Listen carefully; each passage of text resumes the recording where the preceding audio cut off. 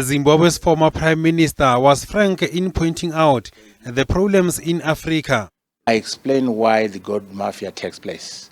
In my book, I explain why the Moti, this chap here who paid our vice president, the president, and the judge after the coup.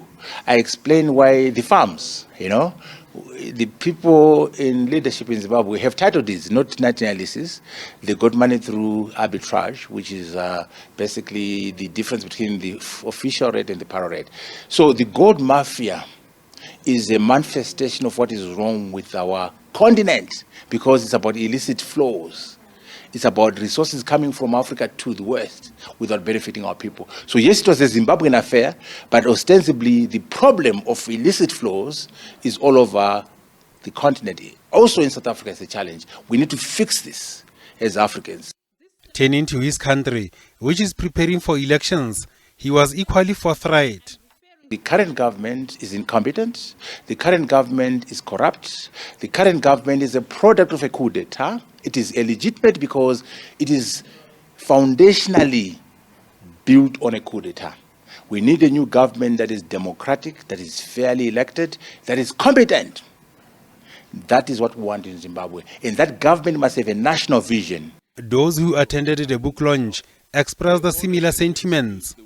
The inherent weaknesses of the arrangement. For example, the lack of a conflict dispute mechanism to deal with the many conflicts that would have come out of what was essentially a forced marriage.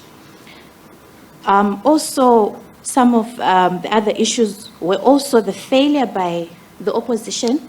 Well, the funny thing is that they came in and they were supposed to be equal partners, but they remained opposition, and we still continue to think of them as opposition.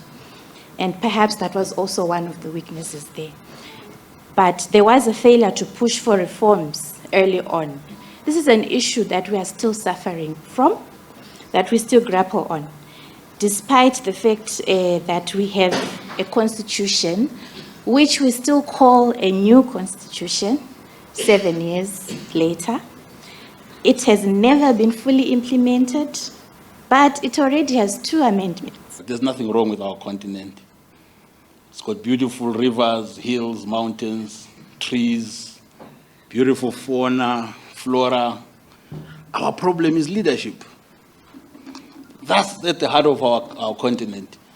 And it's not just leadership, because you can have leadership in any way. The leadership has to be transformative. It has to be based on values. For goodness sake, anybody can lead. Mugabe led us for 37 years. It appeared as if he had values, but many of us said this many times. Mugabe didn't go bad in 2000 when Morgan Tsvangirai came. The man was always bad. I'm sorry, Patrick. The man was always bad. He killed 20,000 of my people in Matabele in the 1980s, for goodness sake. I shudder when people say, oh, he was a liberation hero. And then what happened? He was like that.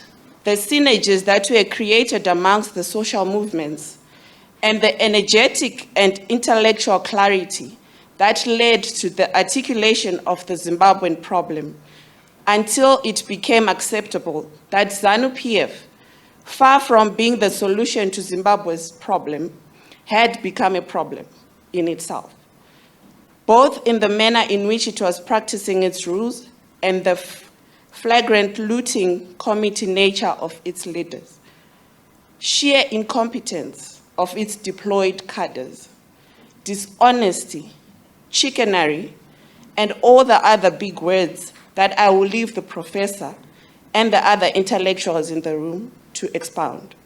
Zimbabwe, which is struggling with economic crisis, will hold presidential and parliamentary elections.